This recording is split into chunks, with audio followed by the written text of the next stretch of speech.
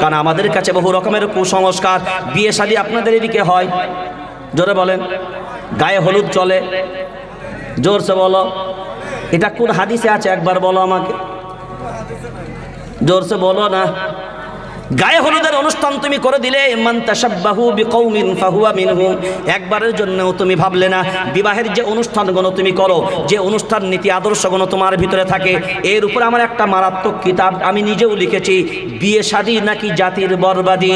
ছেলে কেমন পছন্দ করবে সেটাও আমরা জানি না, মেয়ে কেমন পছন্দ হবে জানি না, বিয়ে কেমন সুন্নাত সেটাও জানি না, বিয়ের পদ্ধতি কেমন হবে তাও জানি না। গায়ে হলুদ তুমি মাখার অনুষ্ঠান তৈরি করলে, দেওয়ারকে গায়ের হলুদ মাখাবে কে? বলে ভাবি ছাড়া আবার কে?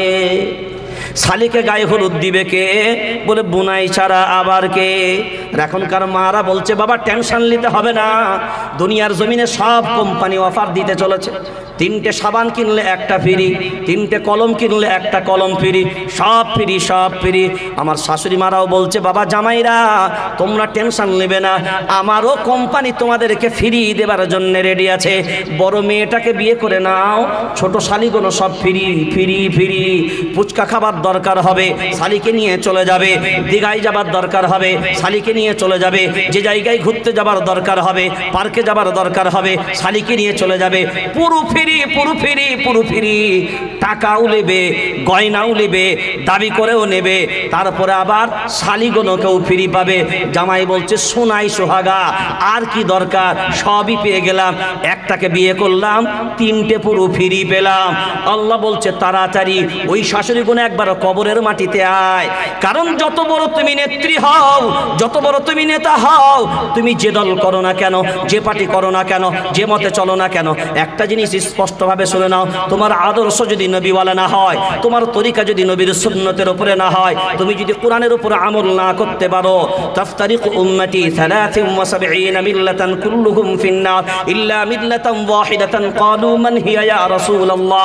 মায়ার নবী মদিনাওয়ালা জানিয়ে দিলেন, যখন তোমরা বিভ্রান্তির মধ্যে থাকবে, দিক বিদিক যখন খুঁজে পাবে না, তোমরা যাবে কোন দিকে, কোন দিকটা ধরে নেবে।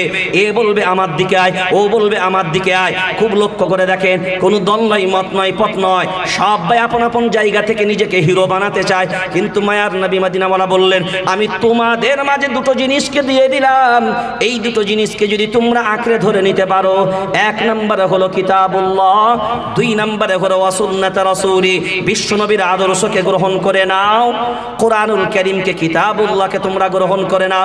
ওই জন্যই তো কোরআনুল কারীম জানিয়ে দিয়েছে, কুল ইন কুনতুম তুহিব্বুনাল্লাহ ফাত্তাবিউনি ইউহিব্বুকুমুল্লাহ।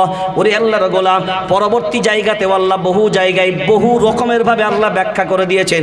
কুল আতিউল্লাহ ওয়ার রাসূল, কুল আতিউল্লাহ ওয়ার রাসূল, মা আতাকুমুর রাসূল ফাখুযুহু ওয়া মা নাহাকুম আনহু ফান্তাহু, মান ইউতি'র রাসূল ফাকাদ আতা আল্লাহ ওয়া মান তাওয়াল্লা ফামা আরসালনাকা আলাইহিম হাফিযা।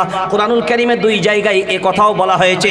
5 নম্বর পারা সাফা নাম্বার 10-এর ভিতর আল্লাহ বলেন, আফালা ইয়াতাদাব্বারুনাল কুরআন। 26 নম্বর পারা 8 নম্বর সাফাতেও 20 বরাবর আল্লাহ এই কথা বলেছেন, আফালা ইয়াতাদাব্বারুনাল কুরআন। কোরআন সম্পর্কে কি তোমাদের অন্তরগুলো তালাবদ্ধ? অন্তরগুলো কি তালা মেরে দিয়েছো? কোরআন সম্পর্কে তোমাদের বিবেকে লাগে না, সিনাই ঢুকে না, কলজেই লাগে না? দুনিয়ার সব বাড়ির ব্যাপারে ভাবো, কোরআন সম্পর্কে তোমাদের ভাবনা চিন্তার কোনো জায়গা নাই। নিজের ছেলেগুলোকেও তোমরা দিনের তালিম দিতে পারো না। ইংরাজি শেখাবে, বাংলা শেখাবে, অনেক বড় করো, উকিল করো, ডাক্তার করো, ব্যারিস্টার করো, কোনো সমস্যা নাই। কিন্তু একটা জিনিস শুনে রেখে দাও রে আল্লাহর গোলাম, দায়ুস ব্যক্তির জন্য জান্নাত পুরো হারাম হারাম হারাম হারাম। দায়ুস জান্নাতে যাবে, জোরসে বলো। وقالوا ربنا إنا أطعنا سادتنا وكبراءنا فأضلونا السبيل ربنا آتهم ضعفين من العذاب والعنهم لعنا كبيرا हकीकत से तू दुनिया बेखबर है, दुनिया की नुमाइश पर नजर है। नमी गोयम के आज दुनिया जुदाबाश, बाहर कारे के बाशी বা খুদাবাস। প্রকৃত বিষয়গুণ আমাদের মাঝখানে নাই, আমরা উল্টো পথে চলা শুরু করে দিয়েছি আল্লাহর গোলাম। ওই জন্য পৃথিবীর মানচিত্রে আমরা আজকে নির্যাতিত, অপমানিত, অপদস্থ।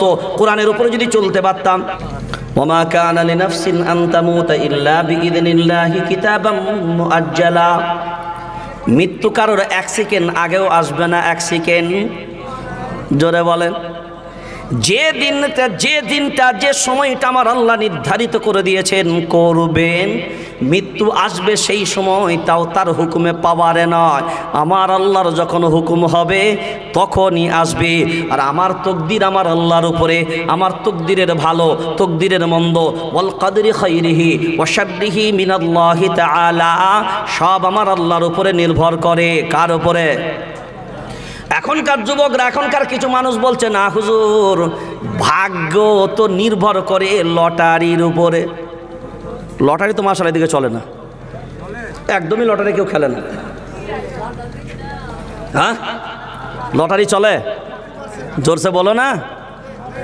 হ্যাঁ, আচ্ছা, যারা লটারি খেলে এগুলো মুসলমানের সন্তান না? আরে বলো না। তাহলে মুসলমানের সন্তান ও লটারি চালায় কারা?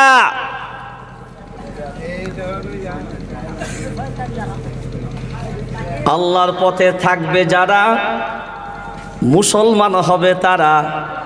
আল্লাহর পথে নাই যারা, বলো না। আল্লাহর বিপক্ষে কে আছে? আল্লাহর বিপক্ষে কে আছে? আরে আল্লাহর বিপক্ষে কে আছে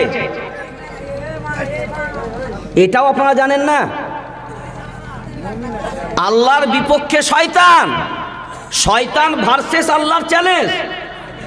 আল্লাহ শয়তানকে পাঠালেন বিতাড়িত হয়ে যা। বিতাড়িত মানেই তো শয়তান। যা, তোর অহংকার তোকে চূর্ণ করে দিল, চলে যা, বিতাড়িত হয়ে যা। আল্লাহ যখন শয়তানকে বের করে দিলেন, তখন আল্লাহ শয়তান চ্যালেঞ্জ নিলেন, আল্লাহ যে আদমের জন্য আমি জান্নাত থেকে এখান থেকে বেরিয়ে যাচ্ছি, ثم لآتينهم من بين أيديهم ومن خلفهم وعن أيمانهم وعن شمائلهم ولا تجد أكثرهم شاكرين। সেই আদমের সন্তানদের ডান দিক থেকে আক্রমণ করব, বাম দিক থেকে করব, সামনের দিক থেকে করব, পিছনের দিক থেকে করব, চার দিক থেকে আমি তার সন্তানগুলোকে আক্রমণ করব। এটা আমি চ্যালেঞ্জ নিলাম। সিরাই সিরাই যাব, দিনের ভিতরে যাব, ওয়াসওয়াসা দেব, ধোঁকা দেব। তারপরেও আল্লাহ বললেন শুনে রেখে দাও। তারপরে আল্লাহ বললেন শুনে রেখে দাও, ইন্নাশ শাইতানা লাকুম আদুউম মুবিন। শয়তান তোমাদের জন্য প্রকাশ্য শত্রু, আমি আল্লাহ চিনিয়ে দিলাম। মুরগির বাচ্চা শয়তান চিনতে পারলো, তার দুশমন চিনতে পারলো। কাক তার দুশমন। মায়ের পেটের ভিতরে, ডিমের ভিতরে আল্লাহ শয়তান আপনার দুশমন চিনিয়ে দিল। চিলকেও চিনে নিল, কাককেও চিনে নিল। ওই মুরগির বাচ্চা যখন কাকের দিকে, কাক যখন কা কা করে মায়ের আঁচলের ভিতরে চলে গেল, ওই মুরগির বাচ্চা বেঁচে গেল। চিল যখন শা শা করে ওই চিলের দিকে না গিয়ে মুরগির বাচ্চা যখন মায়ের আঁচলের দিকে চলে গেল। মনে পড়ছে কথাটা? মনে পড়েছে কথাটা? ওই চিলটা ওই কাকটার দিকে মুরগির বাচ্চা না গিয়ে যেমনি মায়ের আঁচলের দিকে চলে গেল আল্লাহর গোলাম, অমনি মুরগির বাচ্চাটা বেঁচে গেল, কারণ সে তার দুশমন থেকে সরে গেল। আমার আল্লাহ বলেন শোন, ইন্নাশ শাইতানা লাকুম আদুউম মুবিন। শয়তান হলো তোদের শত্রু। আমি আল্লাহ মুরগির বাচ্চাকে দুশমন চিনালাম, মুরগির বাচ্চা দুশমন চিনে নিল, মুরগির বাচ্চা শত্রু চিনে নিল। কিন্তু তোরা মানুষের সন্তান, আমি আল্লাহ তোদের কেউ দুশমন চিনালাম, কিন্তু তোরা চিনতে পারলি? জোরে বলেন, চিনতে পারলি? জোরসে বলো না। না।